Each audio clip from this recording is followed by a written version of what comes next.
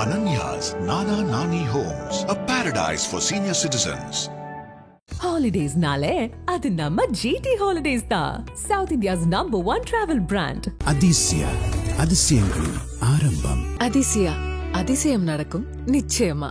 ஒரு பெரிய super star ஒரு கொலை வழக்குல குற்றம் சாட்டப்பட்டு கிட்டத்தட்ட 3 வருஷங்கள் சிறையில இருந்த கதை தெரியுமா? இப்போ ஏன் அதை பத்தி பேசுறோம்? இயக்குனர் செல்வமணி செல்வராஜ் இயக்கத்துல நடிகர் துல்கர் சல்மான் நடிச்சிட்டு இருக்க படம் தான் காந்தா. இந்த படத்துடைய ட்ரெய்லர் கொஞ்ச நாளுக்கு முன்னாடி ரிலீஸ் ஆச்சு. இதுல துல்கர் சல்மானுடைய நடிப்புக்கு மக்கள் மத்தியில பெரிய வரவேற்பு கிடைச்சது. உண்மையில இந்த காந்தா படம் தியாகராஜ பாகவதருடைய பயோபிக். தியாகராஜ பாகவதர் 1930 1940களில் எம்ஜிஆர் சிவாஜி கணேசனுக்கெல்லாம் முன்னாடி ஒரு பெரிய நடிகரா கொடி கட்டி பறந்தவர். இவரு தன்னுடைய நடிப்புக்காக மட்டும் இல்லாம தன்னுடைய பாட்டு திறமைக்கும் பேர் போனவர். அதனாலதான் இவருக்கு சவுத் இந்தியாவுடைய ஃபர்ஸ்ட் சூப்பர் ஸ்டார் அப்படிங்கிற பேரும் இசை மன்னன் அப்படிங்கிற பேரும் கிடைச்சது. அந்த காலத்துல எல்லாம் நல்லா பாட தெரிஞ்சவங்க தான் படத்துல முன்னணி கதாபாத்திரமா நடிக்க முடியும். இவருடைய இசை ஞானம் அந்த விஷயத்துக்கு பெரிய பலமா இருந்துச்சு. இவருடைய படத்தை பாக்குறதுக்காக மட்டும் இல்லாம இவரோட குரலை கேட்கறதுக்காகவே மக்கள் கூட்டம் அல மோதின காலம் அது. இப்படி புகழோட உச்சியில இருந்த தியாகராஜ பாகவதர் நடிப்பு பாட்டுக்காக மட்டும் இல்லாம இன்னொரு விஷயத்துக்கும் ஃபேமஸ். அதுதான் அவரு அழிஞ்ச கதை. அது லக்ஷ்மிகாந்தன் கொலை வழக்கு. லக்ஷ்மிகாந்தன் ஒரு ஃபேமஸான ஜேர்னலிஸ்ட். இவரு சினிமா தூது அப்படிங்கிற வார பத்திரிகையை வச்சு நடத்திட்டு இருந்தாரு. இதுல நடிகர் நடிகைகளுடைய அந்தரங்க விஷயங்கள், வெளியில தெரியாத விஷயங்கள் இப்படின்னு நிறைய கிசுகிசுகள் எழுத ஆரம்பிச்சாரு. இதனால பெரிய பெரிய நடிகர்கள் எல்லாருமே இந்த லக்ஷ்மிகாந்தனை பார்த்து பயந்து நடுங்கிட்டு இருந்தாங்க. அந்த நேரம் தான் லக்ஷ்மிகாந்தன் பாகவதரை பத்தியும் சில கிசுகிசுகளை எழுதியிருந்தாரு. ஆனா இத சும்மா விடாம லக்ஷ்மிகாந்தன் மேல கேஸ் போட்டு அந்த சினிமா தூது அப்படிங்கிற பத்திரிகை கம்பெனிய இழுத்து மூட வச்சாரு பாகவதர். ஆனா யாரு முடக்கினாலும் நான் முடங்க மாட்டேன் அப்படின்னு லக்ஷ்மிகாந்தன் முடிவெடுத்து ஹிந்து நேஷனல் அப்படிங்கிற ஒரு பத்திரிகைய விலைக்கு வாங்கி வேற ஒரு பேருல மறுபடியும் கிசுகிசுகளை எழுத தொடங்கினாரு. அப்போதான் அவருக்கு பிரச்சனைகளும் தொடங்குச்சு. 1944 அக்டோபர் 19 லக்ஷ்மிகாந்தன் புரசைவாக்கத்துல ஒரு ரோட்ல நடந்து போயிட்டு இருந்தாரு. அப்போ ஒரு மர்ம நபர் வந்து அவரை கழுத்திலேயே கத்தியால குத்திட்டு ஓடி போயிட்டாரு. உடனே லக்ஷ்மிகாந்தன் போலீஸ் ஸ்டேஷனுக்கு போய் என்ன வடிவேலுங்கிற நபர் கத்தியால குத்திட்டாருன்னு ஒரு கம்ப்ளைண்ட் கொடுத்திருக்காரு.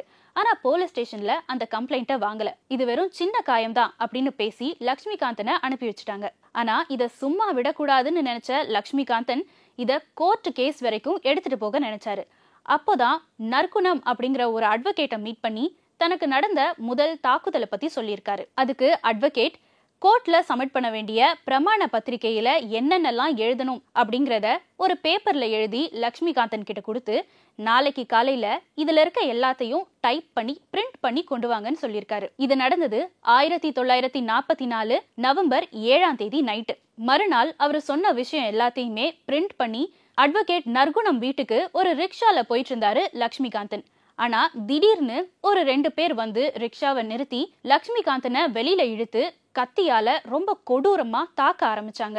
உடனே லக்ஷ்மிகாந்தன் கொஞ்சம் கூட பயப்படாம நற்குணம் வீட்டுக்கு போய் வர வழியில அவருக்கு நடந்த தாக்குதலை பத்தி சொல்லியிருக்காரு. அந்த அட்வொகேட் நற்குணமும் லக்ஷ்மிகாந்தனை உடனே ஹாஸ்பிட்டலுக்கு கூட்டிட்டு போயிருக்காரு. ஆனா கொஞ்சம் கூட பயப்படாத லக்ஷ்மிகாந்தன் தன்னுடைய உயிரை பத்தி கவலைப்படாம போலீஸ் ஸ்டேஷனுக்கு போய் என்ன வடிவேலுங்கிற நபரும் கூட வந்த அடையாளம் தெரியாத இன்னொரு நபரும் என்ன கத்தியால குத்திட்டாங்க அப்படின்னு வெப்பேரி போலீஸ் ஸ்டேஷனுக்கு போய் கம்ப்ளைண்ட் கொடுத்துட்டு அதுக்கப்புறமா இப்போ நம்ம ராஜீவ் காந்தி ஹாஸ்பிட்டல்னு சொல்லக்கூடிய அந்த ஒரு மருத்துவமனைக்கு போய் அட்மிட் ஆயிருக்காரு. அவருக்கு கொடுக்க வேண்டிய எல்லா சிகிச்சையும் கொடுத்ததுக்கு அப்புறமாவும் டாக்டரால அவரை காப்பாற்ற முடியல.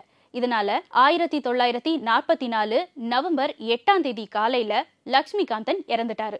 லக்ஷ்மிகாந்தன் இறக்குறதுக்கு முன்னாடி தன்னுடைய வீட்டோட முன்பகுதிய ஜானகி அப்படிங்கிறவங்களுக்கு வாடகைக்கு விட்டிருந்தாரு. இந்த ஜானகியோடைய உறவினர் தான் வடிவேலு.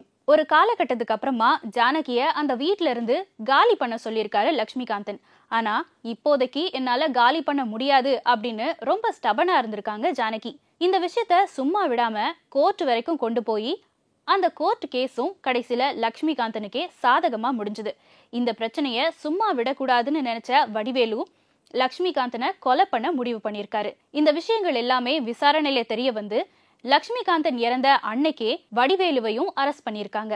வடிவேலு அரெஸ்ட் ஆனதுக்கு அப்புறமா லக்ஷ்மிகாந்தனுடைய செக்யூரிட்டியா இருந்த ஆரிய வீரசேனன் அப்படிங்கிறவரையும் கைது பண்ணியிருக்காங்க. அதுக்கப்புறம் நடிகை மாதுரி தேவியுடைய அண்ணனான ஜெயானந்தத்தை டிசம்பர் 11 போலீஸ் கைது பண்ணியிருக்காங்க. மாதுரி தேவிய பத்தியும் லக்ஷ்மிகாந்தன் நிறைய மோசமான விஷயங்களை தன்னுடைய பத்திரிகையில எழுதியிருந்தாரு.